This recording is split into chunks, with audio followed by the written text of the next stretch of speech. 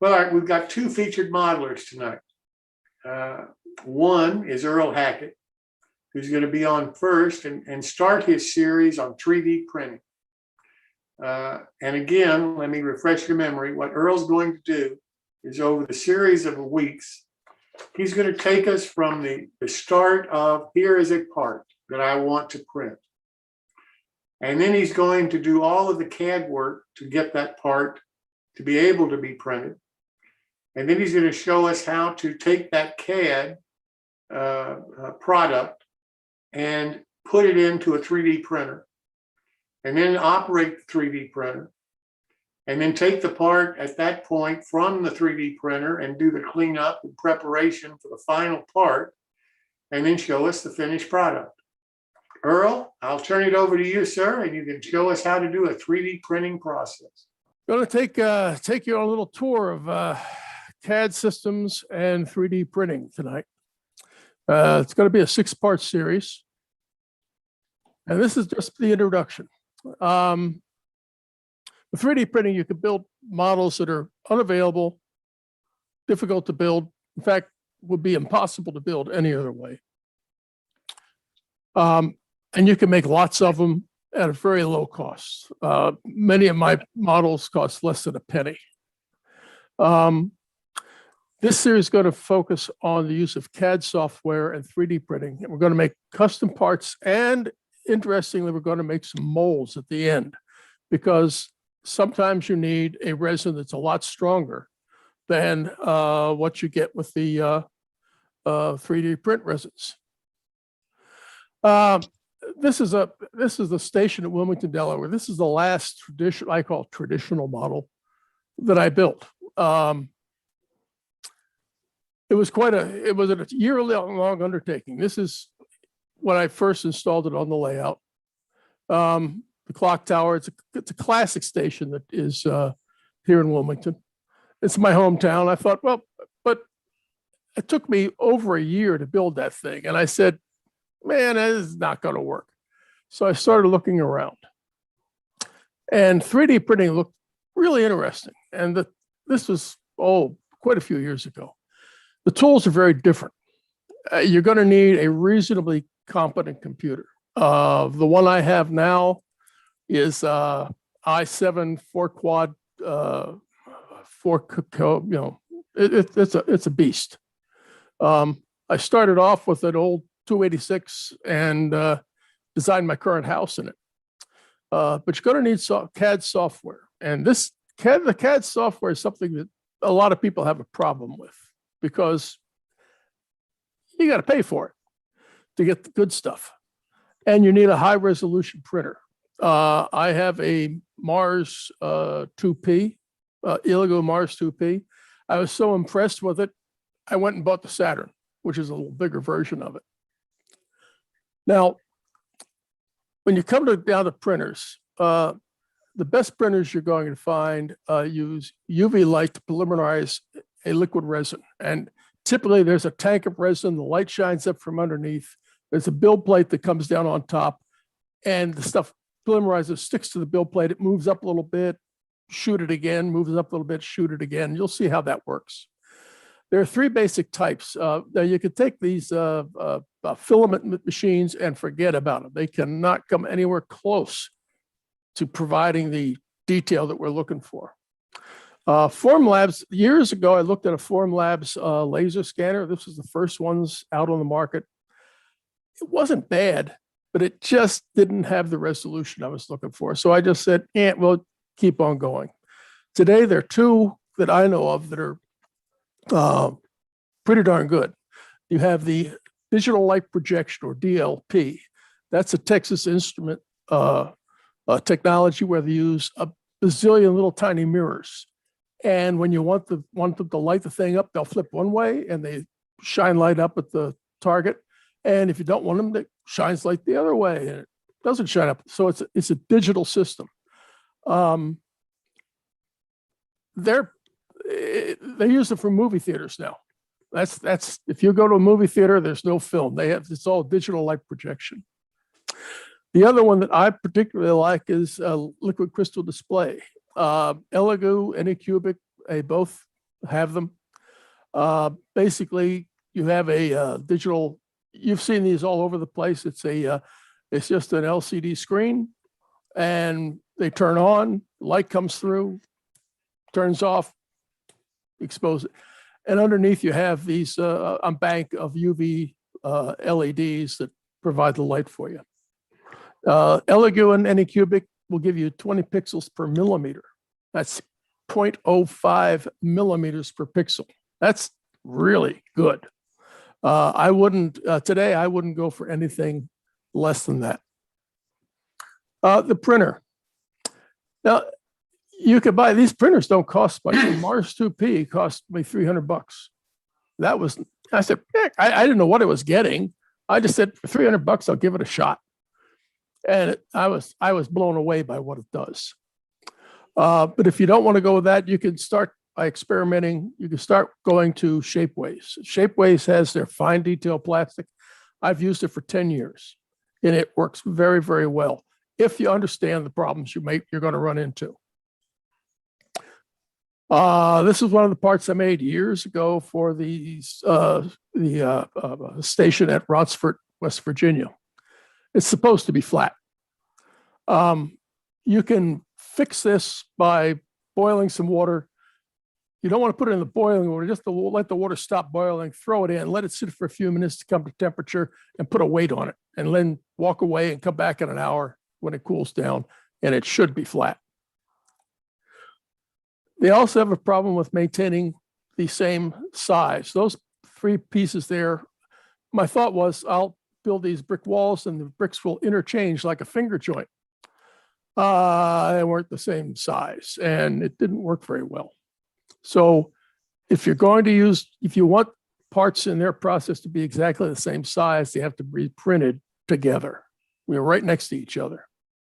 So they get the same exposure and heat treatment and everything else. And finally, and this is not so important for the model itself, but if you're going to use it for building a mold, for making another part, this roughness right here, you can see how rough that surface is. This surface is very smooth. Here you see some more roughness. It all depends on the direction of the print head when it's moving. This is where the print head turns off. They've laid down wax. Wax turns off. It comes back again with another print head, puts down UV curable resin. This forms a really rough surface. And if you make a silicone mold with it, the silicone will lock into this stuff and you will not be able to get the part out of the mold. So you have to give it a coat with a clear coat, so a gloss clear coat, and that fills these things in. Then you're good to go. The other problem you run into is with very fine wires. They call them wires. I call them mullions or something. This window here was part of that station. These are about 20 to 25 thousandths in cross section, and even at 25 thousandths. I got about a 50% yield on these. They would warp and change dimension and cause all kinds of problems. But it worked. And I wound up with this. This is a station. Everything on this station is 3D printed in Shapeways, fine, they're good stuff. They're fine detail plastic. Everything except for the base here, which is just a big hunk of plastic, styrene. And there's lights incorporated inside the canopies and everything. It came out all right, but you can still see there. You can see some curvature here, and you can see some curvature here. There is some warping that I just could not get rid of, but it didn't. It came out pretty good. One thing that you can do, and this is just the program that I use. This is a cut surface of a random cut surface on a big piece of granite or sandstone or whatever they used. And each one of the pieces that are along the base here, they're all different because of the way I was able to do it in the CAD system. Worked out pretty good.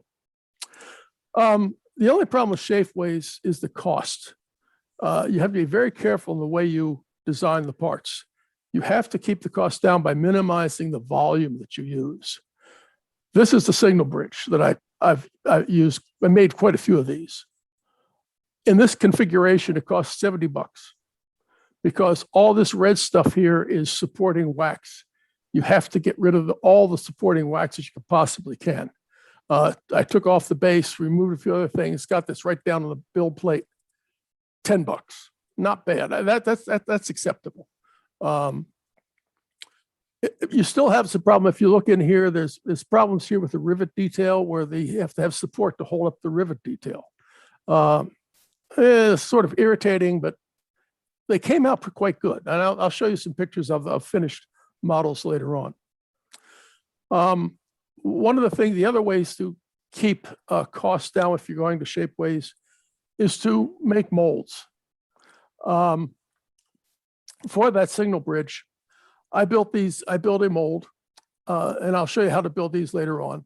But the LEDs are encapsulated and the wiring are all encapsulated in the signal mast. The wires come out through here and they eventually find their way down to the base where you plug it in. These bases here, they're again castings made from a master that was a 3D printed part. And these were also made from a mold, from 3D printed molds.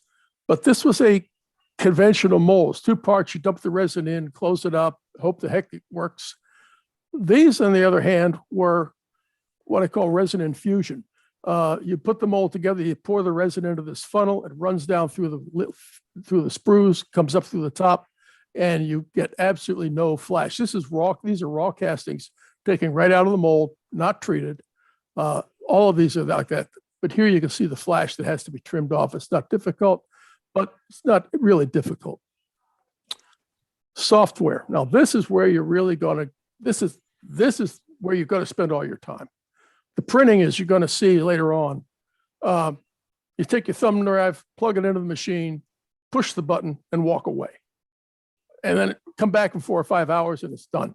Clean it off, throw it in a post-cure oven, and it's done. The printing is so simple, it's not even hardly worth discussing. You'll see how easy it is. But the software has to have certain things. Direct support of STL files. The STL files, these are the things that the printer understands. So you want to be able to directly export them. You need to be able to produce models with accurate dimensions. In other words, I'm going to tell it, I want this thing to be 1.45 millimeters long, and it's got to be that, because they have to fit together later on. And it's nice to be able to scale the drawings. In other words, make a drawing in full scale and then shrink it. Here's an 85-foot coach that I want to build a model of. There's several of them I want to build models of. And this is Rhino. This is the Rhino display, the standard command set. If I put a measuring tool on this thing and measure from the length of it, it'd say it's 85 feet long. Now I could build my model full scale like this, but when I shrink it down to HO size, these walls would virtually disappear. But what you can do is make outlines. You can make a surface, which would be just a plain surface with the window cutouts, the fluting, all this stuff. Shrink it down, and now you have this surface at HO scale. And you can build up the walls and the seating and all that stuff in a dimension that will actually allow you to pick it up without crushing it. So for software, my preferred program today is Rhino 3D.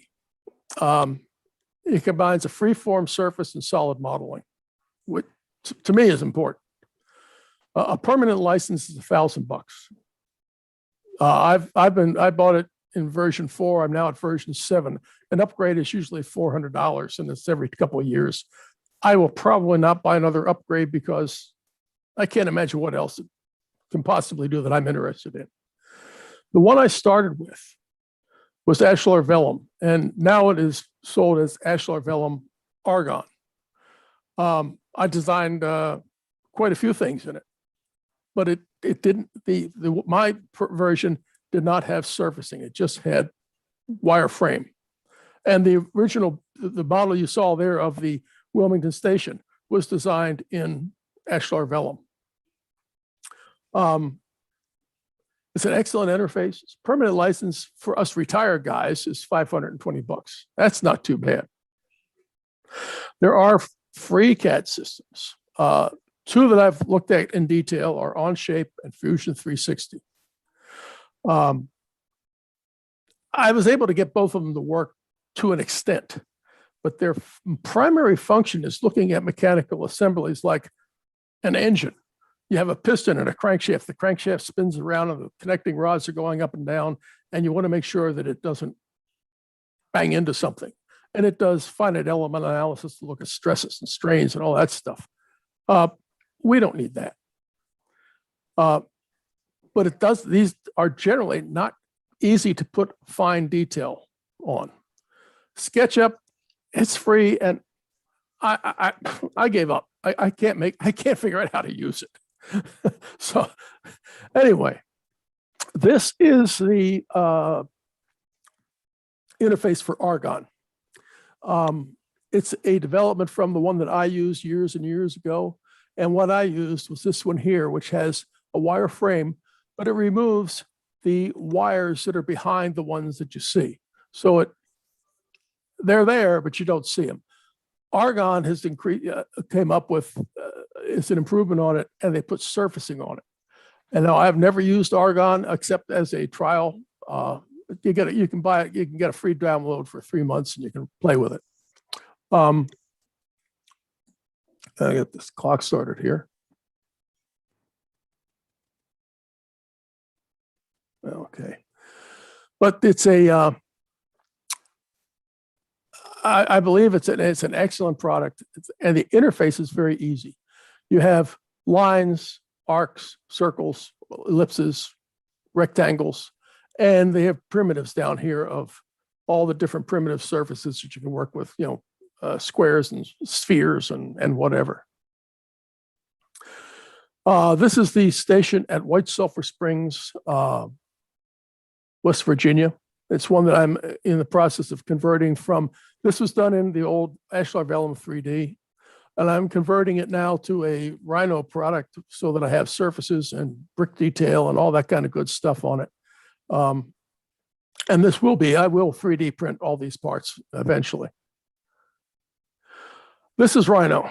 Now this thing can be scary. This is the standard tab that has all these commands here and all these things along here. Each one of these tabs has another whole set of commands. You look at this and you go, oh my God, why am I supposed to learn this?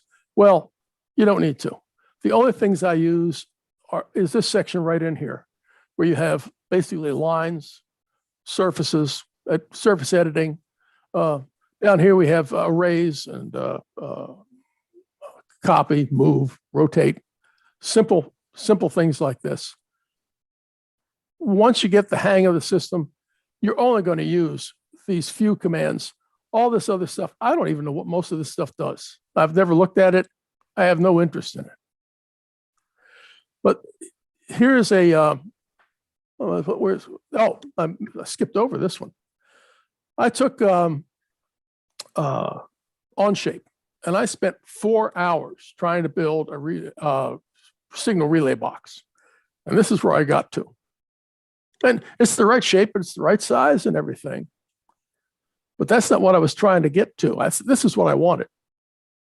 These are it took me maybe 2 hours to build one of these boxes with all the latches and the hinges and all that stuff, the bases, supports for the angle iron that would come out and support the maintenance platform. A couple hours for this. Making this one, I just took this one and stretched it. It takes 15, 20 minutes to do that. And then you put bunches of them on the platen and print them all at once. Now, another thing about using a 3D modeler and a surface thing, this is the 3D model of the signal mast. I also could build a surface. This is just a surface. And I can design the maintenance platforms and the ladders to fit the model that I'm going to 3D print. And from that, I can build the etching patterns to send this off to be etched in brass, or with phosphor bronze is a better material. And I sent this off to PPD over in Scotland, and they sent me back several sheets of it. They do a beautiful job. So the club needed a part. They were building a peach warehouse transfer thing of some sort. And they said, we need peach crates. And I said, well, that'd be a good thing to demonstrate this with. Well, I said, here's the peach crates. They're sitting on this truck. The truck bed is 8 feet wide. So I know the length is 4 foot. This wheel is 40 inches in diameter. And when I scaled it out, these are 40 inches by 24 inches. So that's the size of the peach crate I'm going to build. I put these up on another screen so I can reference these to what sizes I want to create my parts to. And we're going to have a short demo on how to build one of these things. So what we're going to do here is I'm drawing the base dimensions of it. And up here, you enter in the size you want. These are taken from those measurements that I showed you earlier. And you've created now just a rectangle. Now we're going to draw the a slat. Slats up here, we're going to do putting in the dimensions of one of the particular slats that stand up. So there it is. Now what you got to do is give the slat some thickness. So and then I'm going to what they call extrude straight. And I type in how far I want it to go. 0.4 millimeters, which is about a little over an inch HO scale. That provides some surfaces, but the top and bottom are not there. So we're going to go in and highlight those surfaces and say, oh, come on, got to select surface. Boom, okay, return, bang. Now you can see it's starting to put its surfaces in here. Do it again. And now you have a 3D, this is a solid model now. And I really don't need to do this, but I did. That was a mistake. Now I have two end pieces now. That's how, I couldn't talk while I was doing this. So I have to talk over the player here. So I'm going to stand this thing up. And along this side, there were 10. Along the base here, there were 10 pieces. So we're going to draw a line that's the same length. And we're going to divide it into 10 sections. Cloud divide by number of segments, 10. You don't see anything, but just to show you, I'm going to draw a line and we're going to move it into the center point of each of these sections. Mid, here you go. We just line them all up.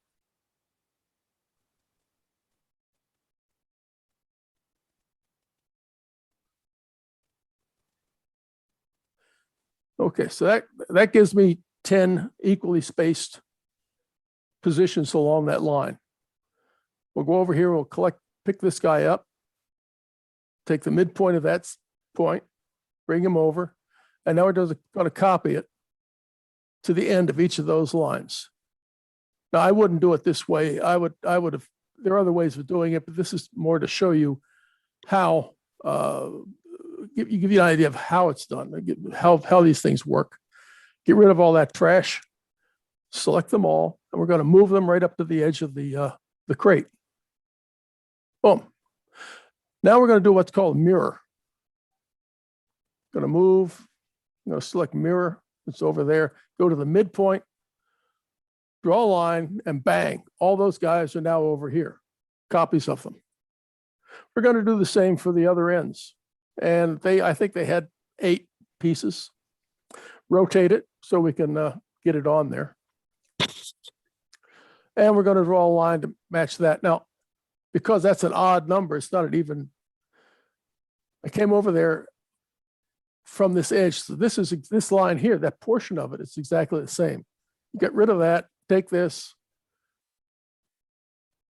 point cloud, by number of segments. How many? 8 segments, okay. And we'll do the same thing over here. Just draw a random line, 1 millimeter long, and we're going to copy it. Where's the copy? Get the copy. Come on. There you go. Now, this is important. You can make mistakes. You notice that I'm having trouble finding that midpoint. If you don't pay attention, you can put it at the wrong spot, and things really get messed up if you do that. You really have to make sure you're picking the right position on when you're working with one of these CAD programs. So now we'll get this guy here, collect this little slat. And we're going to copy him from there and go do the same. We're going to do the same, exactly the same thing as you did on the previous side. How did you find the midpoint? It finds it for you. Oh, if you look down here, you look down at the bottom, you have all these things. You can select what you want it to look for. I got you. And you say, if you don't want it, sometimes you don't want it to find the midpoint because it finds it and it's a bad thing to find, or the center, or you just turn them off so that you don't have to screw with them. Now here again, look at get the midpoint. There you go, bang, zoom. And you have all the slats, they're all built up. And that's how fast it goes. So next time, we'll give the crate a more prototypical appearance. I'm going to make the slats all different widths. We're going to assemble multiple versions of the crate. And we'll get them ready for printing. And getting them ready for printing turned out to be a lot more interesting than I thought it was. So that's it for tonight. Take care. We'll talk to you later.